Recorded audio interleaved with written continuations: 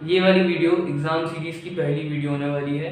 मैंने और मेरी टीम ने पिछले 5 साल के यानी साल 2016 से साल 2020 तक के मैथ्स के पेपर एनालाइज करे और हम उसमें से एग्ज़ाम सीरीज़ में आपको पर्टिकुलर चैप्टर्स के कुछ ऐसे क्वेश्चंस बताने वाले हैं जिनकी साल 2021 में आने की प्रोबेबिलिटी ज़्यादा है।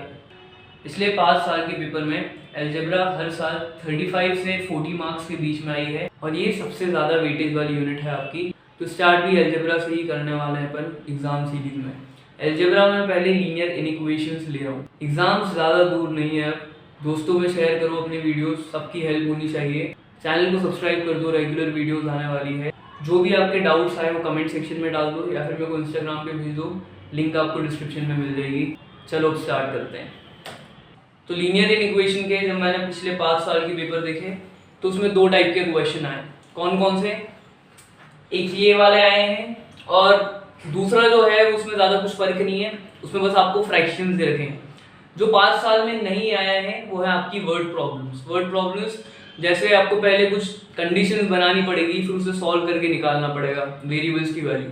तो वो वाले क्वेश्चन में 5 साल में नहीं आएंगे, तो उनके चांसेस अगले साल में आने के भी कम है। तो ज़्यादा ध्यान इन पे देना, उन्हें छोड़ना मत, क्योंकि मालूम नहीं क्या हो सकता है अगले साल के पेपर में। तो ये वाले क्वेश्चंस आपके आए हैं 5 साल में, और ये वाले जो क्वेश्चंस हैं वो सेक्शन ए में आए हैं। इसका क्या मतलब कि सेक्शन ए में आपके सारे क्वेश्चंस कंपलसरी रहते हैं।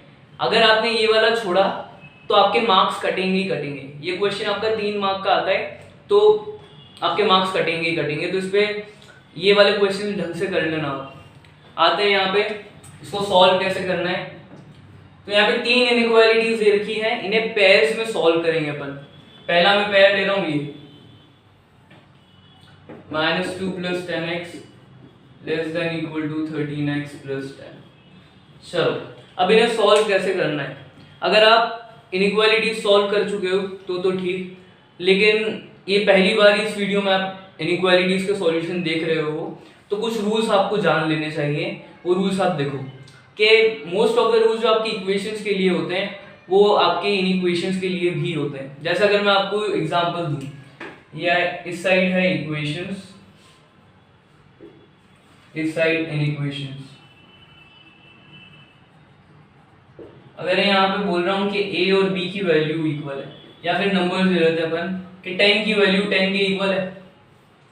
अगर मैं इन दोनों साइड पे सेम नंबर ऐड करूँ, लेट सपोज कि अपन 9 ऐड कर रहे हैं, तो यहाँ पे 10 + 9, यहाँ पे भी 10 + 9, जो आपका रिजल्ट आएगा ना वो सेम ही आएगा, उनकी वैल्यू भी इक्वल ही होगी। अगर इक्वेशन में आप सेम नंबर ऐड कर रहे हो तो वो इक्वेशन ही रहती है।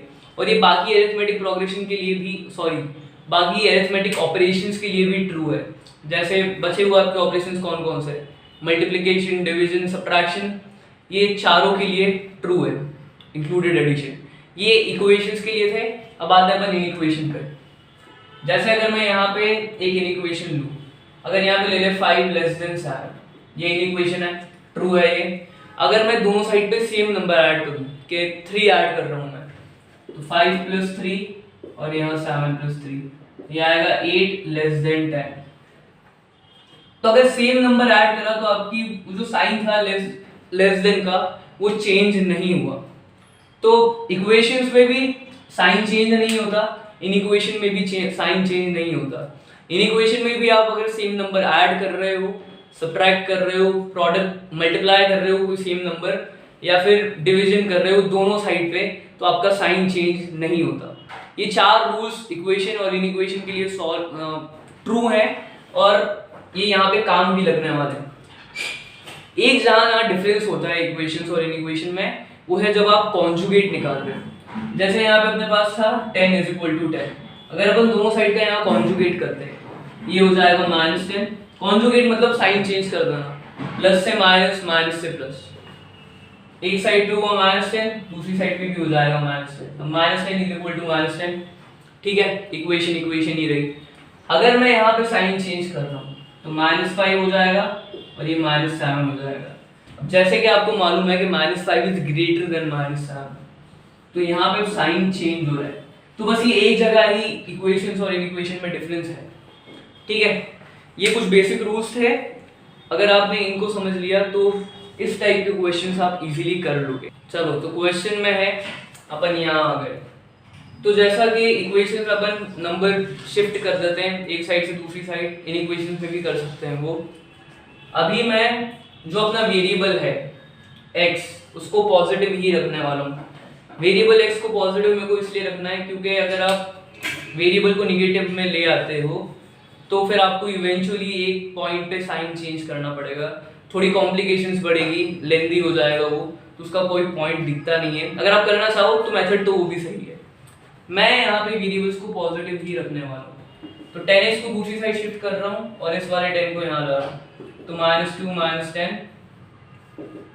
Less than equal to 13x - 10x, -2 - 10 ये -12 less than equal to 3x। x की वैल्यू हो जाएगी यहाँ से 3 को यहाँ शिफ्ट करो, -12/3 -4 less than equal to x। ये आपकी पहली कंडीशन आ गई। आपको दूसरी कंडीशन भी निकालनी पड़ेगी। दूसरी कंडीशन आप कैसे निकाल सकते हो? तो जैसा कि यहाँ पे एक पैर बनाया वैसे ही आप दो पैर बना के सॉल्व कर सकते हो। दो पैर कौन कौन से हो सकते हैं? पहला ये वाला और दूसरा ये वाला। तो मैं इसको लेके सॉल्व कर रहा हूँ। अगर आप इन दोनों को भी सॉल्व करते हो तो कंक्लूजन आपका सेम ही रहेगा, आंसर सेम ही आएगा आपका। चलो तो ये है 13x + 10 less than is equal to 24 + 10x। तो जैसा कि मैं वेरिएबल पॉजिटिव ही रखने वाला हूँ, 10x को यहाँ शिफ्ट कर दो, 13x - 10x less than equal to 24 - 10। इस 10 को यहाँ पे ले आए, ये हो जाएगा 3x लेस देन 24 - 10 14। x की वैल्यू यहाँ से आ जाएगी 14/3। तो अभी आपको दो कंडीशंस मिल गई है। इन दो कंडीशन का क्या काम है कि यहाँ से आपको दिख रहा है, अगर मैं इसको ऐसे लिखूं कि x is greater than -4, sorry less than equal to का साइन लगा दिया, इज ग्रेटर देन -4, तो ये दोनों चीज सेम ही है। यहाँ से क्या मिला आपको कि x की वैल्यू -4 और -4 से बड़ी हो सकती है, लेकिन बड़ी कहाँ तक होगी? 14/3। इन दोनों के बीच में आपकी x की वैल्यू, जो भी आपका वेरिएबल है, उसकी वैल्यू आ सकती है। तो ये दो कंडीशंस का आपका काम है कि अगर इन दोनों कंडीशन में आपका कोई भी नंबर आ रहा है तो वो इस वाली इक्वेशन को सेटिस्फाई करेगा। ये आपके आंसर्स हैं, लेकिन ये क्वेश्चन यहाँ खत्म नहीं हो रहा। अगर आपने अभी तक नोटिस ना करा हो तो उन्होंने बाद में ये भी देखा है x और ये कुछ साइन है z। अब सेट पढ़े हो तो आपको समझ में आ गया हो कि ये साइन क्या है। ये साइन है आपका बिलोंग्स टू का। वो कहना चाह रहे हैं कि x belongs to z, z stands for integer. इन इक्वेशंस में आपके ये साइंस आ सकते हैं, साइंस नहीं, जैसे सेट के नाम बोल दो इसको। आपके कुछ कॉमन जो आएंगे वो है n नेचुरल नंबर, और w stands for whole number, z for integer, फिर रियल नंबर के लिए r। आपकी बुक में, जिस बुक से मैं आपको करवा रहा हूँ आईसीएसई में, उसमें q नहीं है, q is for rational number. वो मेरे को अभी इक्वेशन में नहीं दिखा, लेकिन वो भी आ सकता है। चलो x बिलोंग्स टू इंटीजर, और इंटीजर क्या होते हैं? इंटीजर्स डेसिमल फ्रैक्शंस तो होते नहीं है, सिर्फ नंबर्स होंगे आपके, ये नेचुरल नंबर पॉजिटिव नेगेटिव में। तो 14/3 इंटीजर में नहीं आता। इसको अगर अपन मिक्स्ड फ्रैक्शन में लिखें, ये होगा 3 3 3 4 3, हाँ 4 2/3 होगा ये आपका, लेकिन ये भी आपका इंटीजर नहीं है। तो यहाँ से आपको इतना तो समझ में आ रहा है कि x की वैल्यू 4 से बड़ी हो सकती है, लेकिन 4 2/3 से छोटी होगी। तो अब सॉल्यूशन सेट निकालना है। सॉल्यूशन सेट कैसे निकालें? इस सेट के लिए कर्ली ब्रैकेट लगाओ आप, ओपनिंग में भी क्लोजिंग में भी। चलो तो यहाँ से आपको मिला था कि x की वैल्यू -4 से बड़ी और -4 के इक्वल, तो -4 आ गया। इसके बाद अगला वाला इंटीजर -3, अगला वाला इंटीजर -2 -1 0 1 2 3, और यहाँ से अपन ये ले आए कि x की वैल्यू 4 से तो बड़ी होगी 4। तो ये था आपका सॉल्यूशन सेट। ऐसे आपको इसको सॉल्व करना है। एक और जो चीज़ बची है वो है कि आपको इन्हें नंबर लाइन पे भी बताना है, नंबर लाइन पे भी बताना है। तो नंबर लाइन इजी है ये करना। यहाँ पे 0, इस साइड नेगेटिव नंबर्स, उस साइड पॉजिटिव नंबर्स। -1 -2 -3 -4 1 2 3 4। ये आपके इसके सॉल्यूशंस हैं। अब इसको मैं थोड़ा डार्क कर रहा हूँ बोल्ड में कि इजीली समझ में आ जाए आपके सॉल्यूशंस है। ये नंबर 9 पे भी आ गया। तो मैंने एक कॉमन मिस्टेक ये कर दी थी कि एक सीधी लाइन खींच दी थी -4 से 4 तक। मेरे को लगा ये सही होगा, लेकिन मैडम ने मार्क्स नहीं दिए। क्यों? क्योंकि -4 से 4 के बीच में बहुत सारे ऐसे नंबर्स भी हैं जो डेसिमल्स में हैं, फ्रैक्शंस में हैं, वो इंटीजर में तो होंगे नहीं, तो वो गलत हो जाता है अगर आप सीधी लाइन कर दो तो। इसलिए अपन इसे पर्टिकुलरली बोल्ड में करना है। ये आपका नंबर 9 पे हो गया। तो इस टाइप का क्वेश्चन आपका आ सकता है, इस पे थोड़ा ज्यादा ध्यान दे देना। तो जब आपकी ये दो कंडीशंस आ जाए वेरिएबल की कि x इससे बड़ा है और इससे छोटा है, तो आप उसको ऐसे लिख देना कि -4 less than equal to x less than equal to 4। ये कंडीशन लिखने से आपको सॉल्यूशन सेट में और नंबर लाइन में थोड़ी क्लैरिटी मिल जाएगी कि कैसे करना है उसको। लिख लो इतना। यहाँ पे क्वेश्चन हो गया। लीनियर इक्वेशन का मैं एक और क्वेश्चन लेने वाला हूँ, इसको कंप्लीट करो फिर आगे बढ़ता है। तो लीनियर इक्वेशन में अब दूसरे टाइप का क्वेश्चन लेते हैं। इस वाले में ज़्यादा कुछ फर्क नहीं है, सिर्फ फ्रैक्शंस में दे रखा है।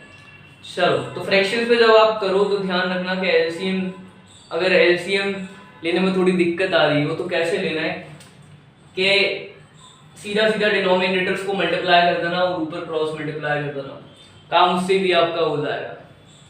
ठीक है, चलो, तो उसको भी पेयर्स में ही करेंगे अपन। ये दो टाइप के क्वेश्चन आए हैं आपके, शायद तो मैं रिपीट कर रहा हूँ। ये आपके दो टाइप के क्वेश्चन आए, एक तो जिसमें फ्रैक्शंस नहीं थे, एक जिसमें फ्रैक्शंस थे। और ये वाला भी आपका कंपलसरी में ही था, 1 to 4 में ही था सेक्शन ए में, तो ये भी करना जरूरी है। इसको सॉल्व करते हैं। ये क्या है कि 3x upon 5 plus 2 less than x plus 4। यहाँ पे आप एलसीएम ले लो। 5 ये हो जाएगा 3x, 5 times 2 10 x plus 4, 3x plus 5, 10 को दूसरी साइड शिफ्ट करो, अरे सॉरी 5 को दूसरी साइड शिफ्ट करो, 5 times x plus 4, 3x plus 10 less then 5x plus 20। तो जैसा कि मैंने बोल चुका हूँ मैं कि वेरिएबल को निगेटिव नहीं करना। 3x को यहाँ शिफ्ट करो, 20 को यहाँ ले आओ। चलो, तो 10 minus 20 less than 5x minus 3x।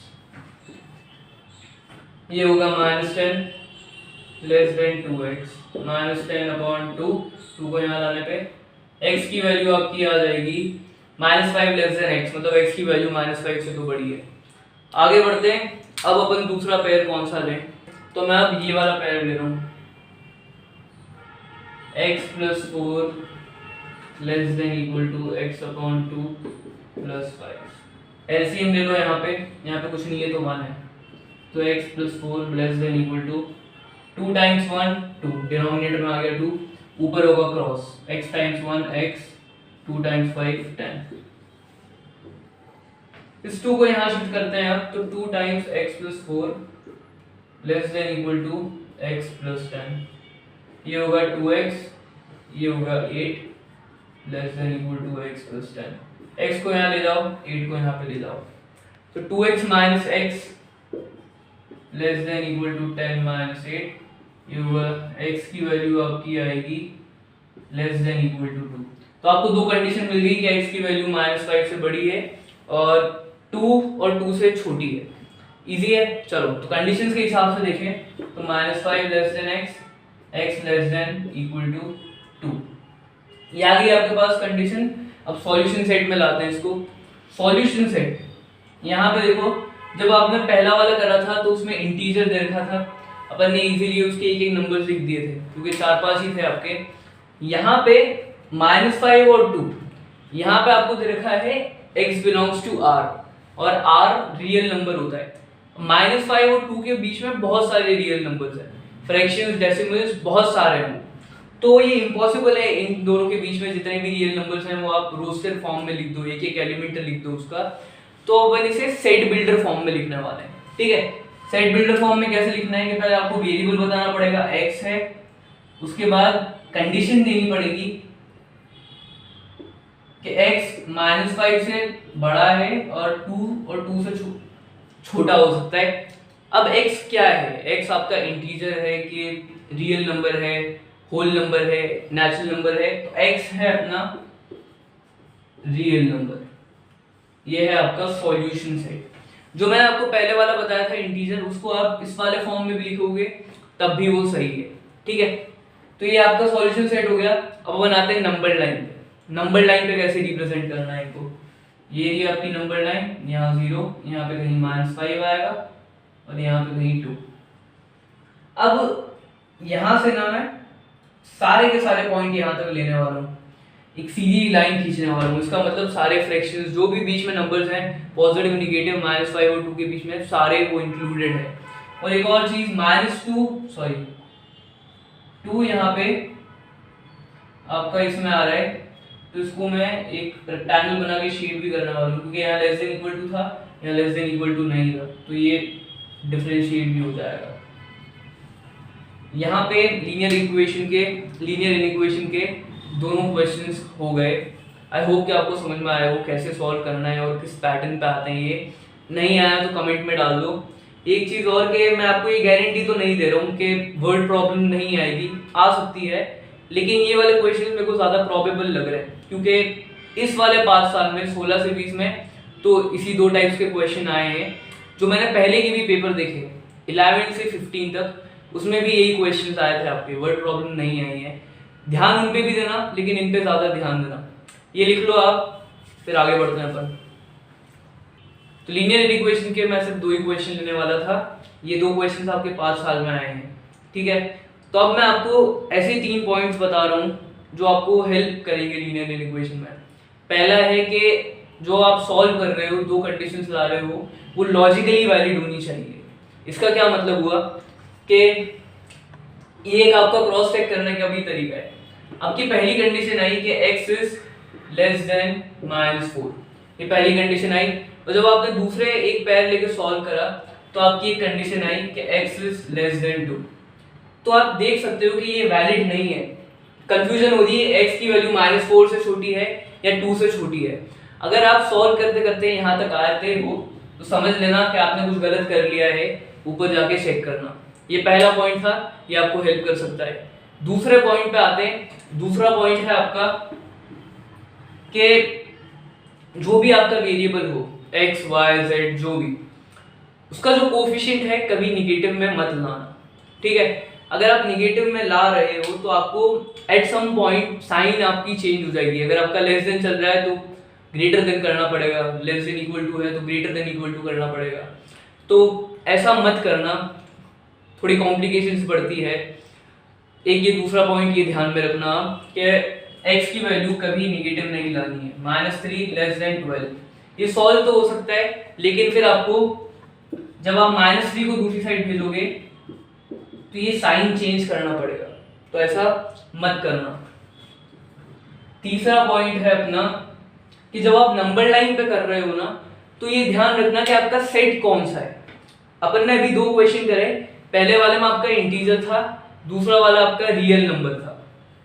अब इंटीजर में तो आप इजीली डॉट डॉट से कर सकते हो, लेकिन रियल नंबर में आप ऐसा नहीं कर सकते।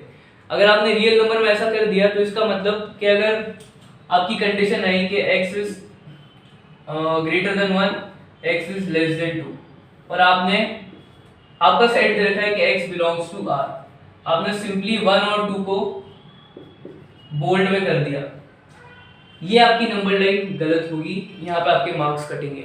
ऐसा क्यों? क्योंकि इस हिसाब से सिर्फ आप बोल रहे हो कि x 1 और 2 ही आएंगे, लेकिन 1 और 2 के बीच में भी बहुत सारे रियल नंबर्स हैं, वो आपके छूट जाएंगे। तो सेट्स का ध्यान रखना। अगर आपके रियल नंबर है तो एक पूरी लाइन आएगी, अगर इंटीजर है या नेचुरल नंबर है या होल नंबर है तब आप डॉट्स लगा सकते हो।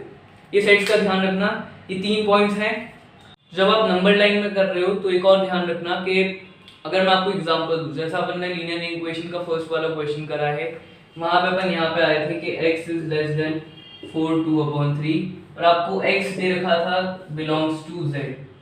अब z जो है इंटीजर होता है, इंटीजर में ये वाले नंबर्स तो आते नहीं है फ्रैक्शंस वाले, तो अब क्या करा जाए।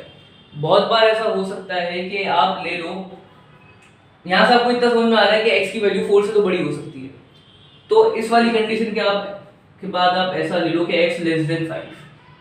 ये वैसे आपकी ट्रू है क्योंकि आपके सॉल्यूशन सेट में और नंबर लाइन में वही नंबर्स आएंगे, लेकिन यहाँ देखो जो अपनी जो ओरिजिनल कंडीशन थी 4/2/3 और 5, अगर मैं इसको ऐसा लिख रहा हूँ तो इसका मतलब x की वैल्यू 4/2/3 से ज़्यादा हो सकती है, लेकिन यहाँ तो लेस देन का साइन है, तो यहाँ पे ये गलत हो जाएगी, यहाँ मार्क्स कटेंगे आपके, तो ये ध्यान रखना। तो ये 3 पॉइंट्स थे ध्यान रखने वाले, इतना कर लो आप, फिर अगले टॉपिक पे आते हैं क्वाड्रेटिक इक्वेशन पे।